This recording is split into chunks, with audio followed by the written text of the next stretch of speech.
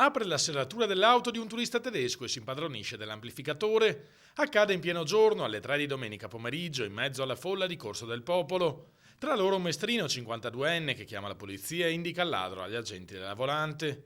Bloccato viene arrestato per furto aggravato e porto di strumenti atti a offendere. A poca distanza, nascosti in un cespuglio, gli arnesi di scasso e il materiale sottratto dall'auto. Il ponte di Rialto resterà chiuso al transito nella notte tra mercoledì e giovedì da mezzanotte e un quarto alle 6:30 per una fase particolarmente delicata dei lavori di restauro. Inevitabile l'interruzione alla navigazione in Canal Grande. Le corse dal Lido della linea N saranno limitate a San Tomà per tutta la durata dell'intervento. Quelle da Piazzale Roma si fermeranno a Rialto Mercato.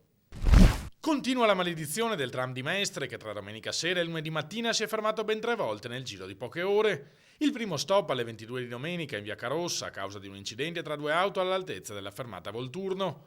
Bus sostitutivi in funzione e servizio regolare ripreso dopo circa un'ora, giusto in tempo per il nuovo stop alle 23:15 dovuto a un guasto misterioso. Per iniziare la settimana con brio in mattinata ai pendolari è stato regalato l'ennesimo stop sul Ponte della Libertà.